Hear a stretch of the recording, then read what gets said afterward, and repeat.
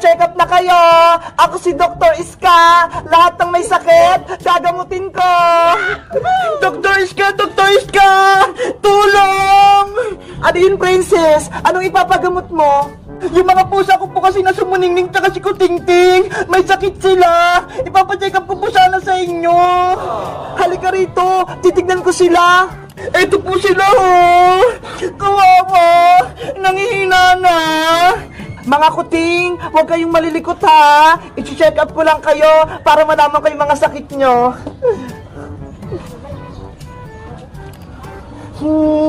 Okay naman yung puso ni Muningning, pero nahirapan siya huminga. Si Kutingting naman, may plema siya sa baga. Naku, may sakit nga si Kutingting ko. Dr. Iska, ano pong gagawin ko para gumaling siya? Huwag ka mag-alala, Princess. May ibibigay ako sa kanilang gamot. Eto ho, ipakain mo para gumanda yung pakiramdam nila. Salamat, Dok. Sana gumaling na itong mga mingming ko. Pwede mo na silang iuwi, Princess. Tapos, pakainin mo sila ng madami para lumusog sila. Salamat po, Dok. Na-check up niyo yung mga pusa ko. Ito po yung bayad ko. Muningning, Kutingting, tara na. Umuwi na tayo. Sino pa kaya magpapacheck up sa akin ngayong araw? Dr. Iska! Dr. Iska! Emergency! O, Bebang, ano nangyari? Hala, pati si Bebang magpapacheck up din. Ano kaya ang sakit ni Big Bird? Si Big Bird ko, manganak na. Si Big Bird, manganganak? Akala ko pa lalaki si Big Bird. Babae po si Big Bird. Tingnan niyo po, ang laki ng tiyan. Manganganak na. Oo nga, no? Dali mo na rito si Big Bird para ma-check up ko siya. Ito po, Dr. Iska. Malapit lang ang mga anak si Big Bird. Gumagalo na yung baby sa tiyan niya. Bebang, dadalhin ko lang si Big Bird sa emergency room, ha? Doon ko siya paanakin. Dr. Iska, ingatan niyo po si Big Bird ko, ha? Pati yung baby niya. Oo naman, akong bahala.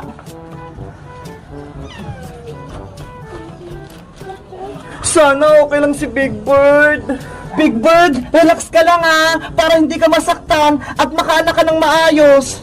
Huminga ka ng malalim, Big Bird, tapos umiri ka. Naku, nahihirapan si Big Bird, mga anak.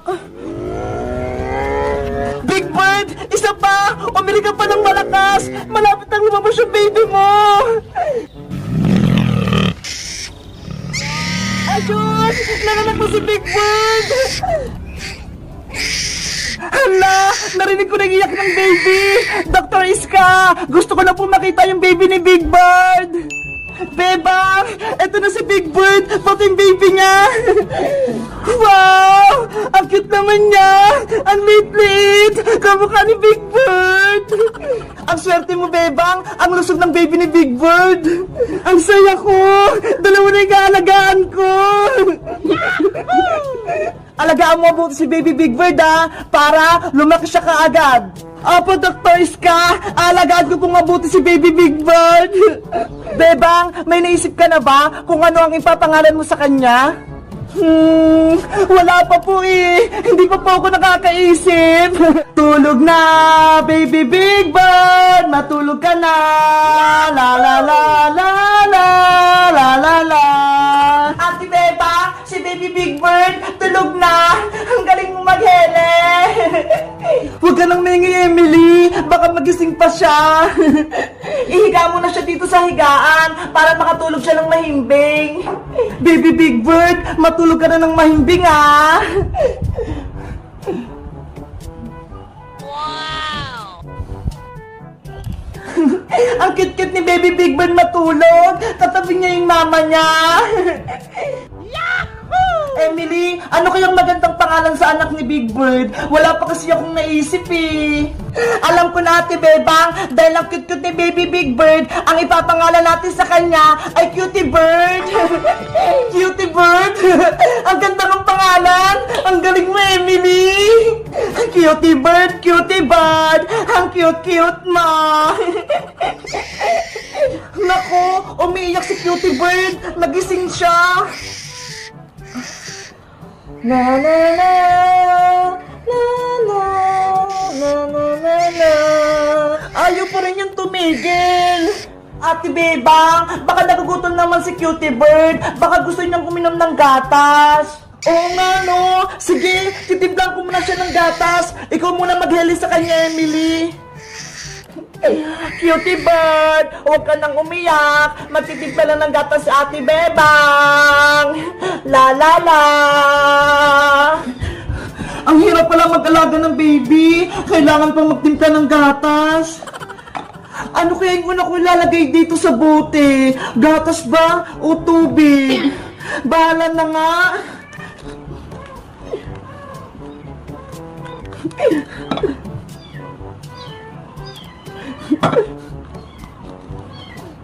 Ayan! May tubig at gatas na siya! Isishake ko na lang to!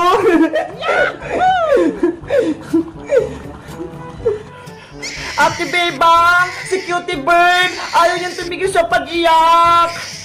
Andyan ako, Emily! Eto na yung gatas niya! Akin na si Cutie Bird! Eto po!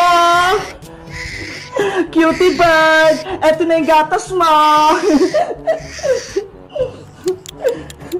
Ayan! Tumigil na siya sa pag-iyak! Gusto niya yung gatas!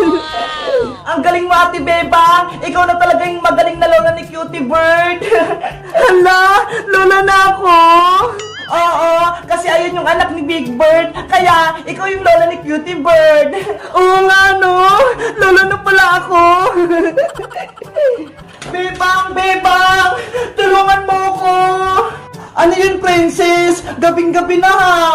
Yung alaga kong mga pusa, si Muningning tsaka si Kutingting, umiiyak, hindi ko sila mapatigil! Ate Princess, gutom lang yung mga pusa mo, kaya sila umiiyak. Kaso, wala ko ipakain sa kanila, Emily. Wala nang ulam, inubos ko na.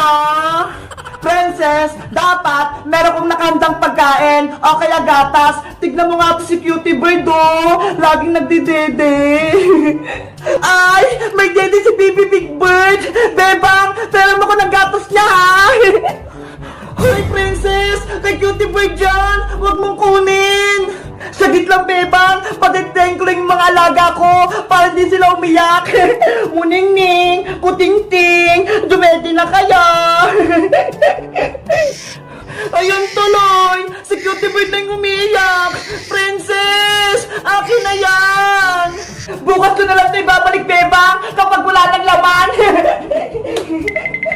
Princess, wag mo na iuwi. Bye-bye, Bebang. Hihiramin ko muna to.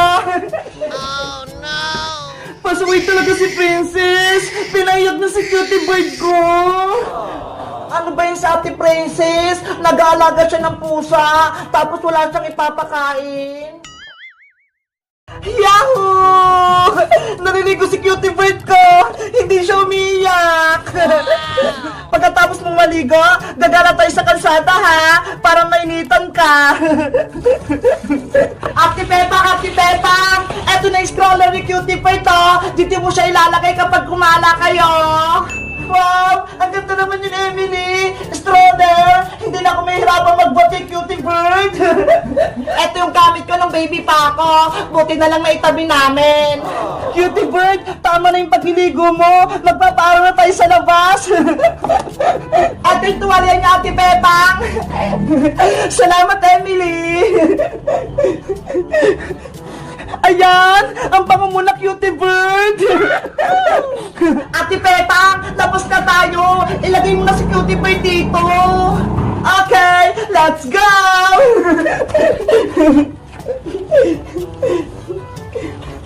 Bagay na bagay sa yung stroller, Cutie Bird! Tara na, Ate Pepang! Big Bird, sumama ka sa amin! Ako na magtutulak kay Cutie Bird, ah!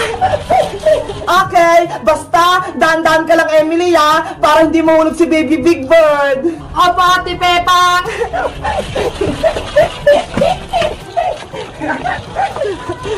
Emily, nandito na tayo sa kalsada. Ako na magtutulak kay Cutie Bird. Sige pa, Ate Pepang!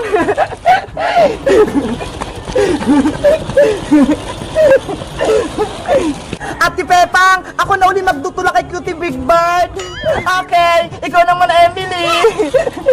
Cutie bird, kakala tayo. Muningning, kutingting, uminom na kayo ng gatas nyo. Bilis na, para lumaki kayo kaagad. Ate Princess, hello! Tignan mo ho, may stroller na si Cutie Big Bird. Wow! May stroller na si Cutie Bird! Ang ganda naman yan! Princess, nandyan ka pala. Ibalik mo na yung dede ni Cutie Bird ko. Mamaya na, nagdidede pa nga yung mga pusa ko eh. Bebang, pwede bang hiram niya yung stroller mo? Sasakay ko lang to si Muningning tsaka si Kutingting. Nako, hindi pwede, Princess, no? Kinuha mo na nga yung dede ni Cutie Bird ko eh. Tapos hiramin mo na naman yung stroller niya. Saglit lang, Bebang. Please. Ayoko, Princess. Kay Emily ang stroller. Pinahiram niya lang sa akin. Alam ko na. Ako na lang kaya muna magagala niya kay Baby Big Bird para masubukan ko magtulak ng stroller na yan. Si Ate Princess, nainggit na naman. Ako na nga magtutulak kay Cutie Big Bird eh. Saglit lang naman, Emily. Sige na, para masubukan ko din niya magtulak kay Baby Big Bird. Pumayag ka na nga, Emily, para hindi na magtablo si Princess sa atin. Sige na nga, Ate Princess. Yay! Pinayagan ako. Bebang, ikaw muna bahala dito magpadede sa mga alaga ko, ha? Emily, akin na si Baby Big Bird. Eto na po. Ano ba yan si Princess? Ako pa pinagbantay ng mga alaga niya. Kutingting, Muningning, magdede na muna kaya. Baby Big Bird, ako muna mag-aalaga sa'yo.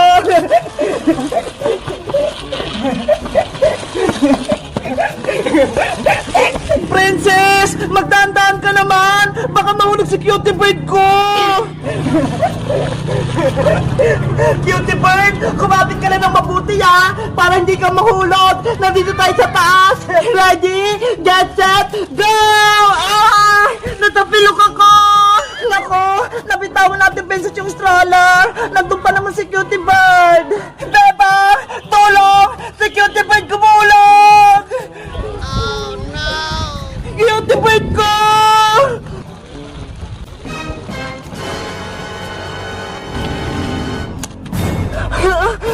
Cutie Bird!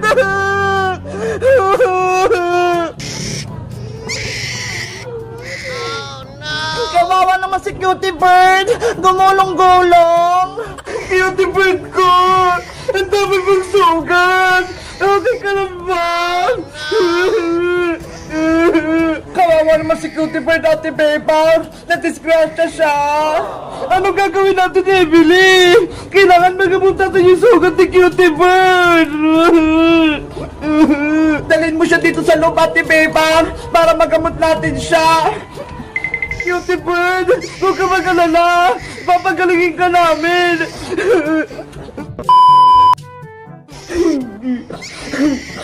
Ang dami ng sugat, Emily! Natatakot ako! Ang lakas kasi ng gulong niya sa stroller! Kaya maraming sugat si Baby Big Bird! Emily! Paano natin papagalingin yung sugat ni Cutie Bird? Hindi naman tayo marunong maggamot! Ako din, Ate Peppa! Hindi ako marunong! Alam ko na! Tawagan natin si Dr. Iska! Siya gagamot kay Cutie Bird! Sige, tatawagan ko si Dr. Iska sa telepono. Wait ka lang dyan, Ate Beba, nga. Cutie Big Bird ko, huwag ka na umiyak. Gagamutin ka rin namin. Tignan mo nga si Mama Big Bird mo, ho. Nag-aaral na din sa'yo. Bebang! Bebang!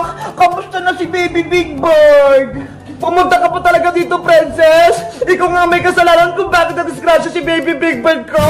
Tignan mo siya, oh! Ang dami niya sugat! Sorry, Bebang! Hindi ko naman sinasadya eh! Ano hindi? Diba? Sabi ko sa'yo,